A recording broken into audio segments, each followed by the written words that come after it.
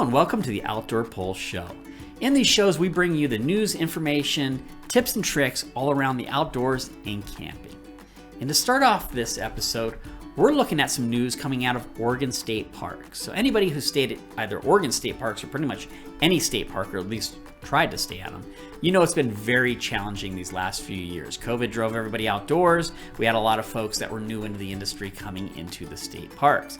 And there's been actually a lot of growing pains around that. One of the big pain points for a lot of folks has been the problem of folks booking campsites and then not using them. And so it's been challenging not only to us as campers, but quite honestly to the operations teams at the state parks.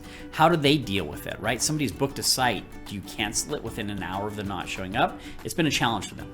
Anyways, Oregon State Parks announced that effective January 1st, 2024, they will now allow at most of their state parks last-minute online bookings. So you can actually go to the reservation engine, which is handled via Reserve America, find, see, and actually click down and book a site that day for stay that day.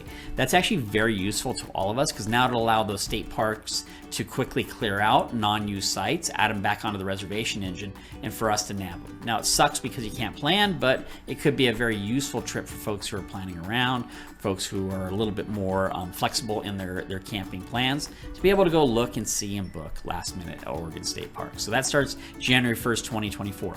A key thing to think about and know for Oregon State Parks is we actually at campgroundviews.com already have almost, I think we're missing one or two, but almost all of the Oregon State Parks available with virtual tours. So now not only can you book them last minute, but you can actually then go see quickly if you will fit into that site that you're booking by looking at the virtual tour at campgroundviews.com. So very useful, both for you as a camper to use Campground Views, but for all of us with Oregon State Parks now allowing that last minute booking on their reservation engine. So go check it out. Now I'll dive into something that's a little bit more controversial at times, so don't flame me on this. I'm just speaking very openly about what's going on. So as you are very well aware, the last 2 years have seen a lot of efforts to push everybody into electric vehicles. I'm from Wyoming, I'm a little bit more freedom-minded. I believe the free market should drive people's behavior. If you want an electric RV or electric vehicle, go ahead and buy one. That's your thing, but don't force people into them.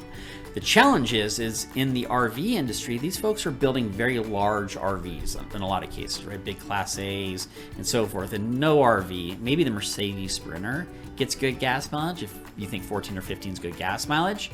But RVs are not known for their great fuel economy. And so there is an effort underway from a lot of the major manufacturers to develop electric-based RVs.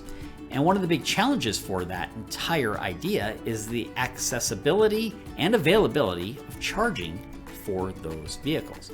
So one of the easy things for folks to say on the surface is, well, I'm going to stay at a campground with hookups. I'll just plug into the pedestal and charge the vehicle there. But that belies and ignores the point that all of the RV parks that you stay at traditionally, their electrical grids, the power that's coming up to that pedestal is not designed to charge an electric vehicle. It's actually designed for short bursts of energy when your AC kicks on, when your microwave kicks on. Those are short bursts of electricity, whereas an electric vehicle takes a large volume of electricity consistently to charge it. Those electrical systems at RV parks and campgrounds are not designed to actually charge those vehicles. So it just simply will not work. You'll functionally bring down and actually brown out an RV park if you all of a sudden filled it with electric vehicles. Well, the manufacturers are aware of that. And so they are now working. There's an article earlier in December that Thor is working with RVIA to start lobbying on behalf of the RV industry and actually big vehicle manufacturers to say, hey, if you want us to move to electric vehicles, we need places for these vehicles to be able to be charged that they can get into and not block the entire street as a result. And so there's a big move underway behind the scenes to make electric RVs potentially more of a realistic reality. As of right now, there's some prototypes out there. The folks that are driving the prototypes claim that they work great. Yeah, I don't know about you, but I'm not currently in the market for an electric powered RV. I don't know how efficient that's going to be. In fact, there was a recent YouTuber thing where they were testing electric vehicles. They put the Ford Lightning up against a GMC 1500 pickup truck, hooked it up to the same type of trailer, and they wanted to test and see how well did it perform, tow, and so forth. And they couldn't even make it out of the Denver metro area without having to try to stop and charge the electric Lightning because it sucks so much juice pulling that big box against the wind down the highway. So obviously a lot of challenges on the electric vehicle front, but there is and are steps behind the scenes to make that a reality. Again, I go back to what I started this with. This always is a controversial topic to bring up. There'll be a lot of comments and commentary back and forth on it. There's a lot of hot tempers that go into this.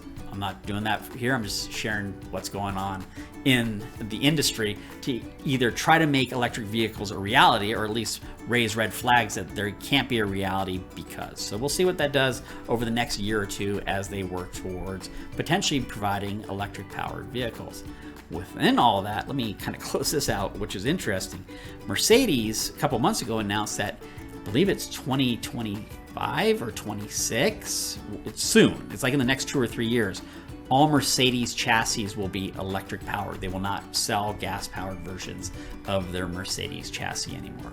Big news that obviously impacts a large segment of our industry. So this is coming quicker than you or I may think. So we'll see how it goes, and we'll obviously stay on top of it here at the Outdoor Pulse Show. And if that news about the electric vehicles didn't get your heart rate going, I've got one that'll get it going. Zion's raising the rates. And honestly, when I saw this story, kind of thought it was overdue. I didn't realize it was this cheap right now to camp at Zion.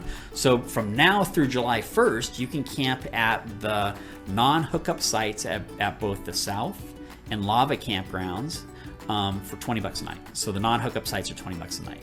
Effective July 1st, those go up to $35 a night. So, if you see articles and so forth, they'll claim it's a 75% increase. Because it is. It's going from $20 to $35 a night for a non-hookup site.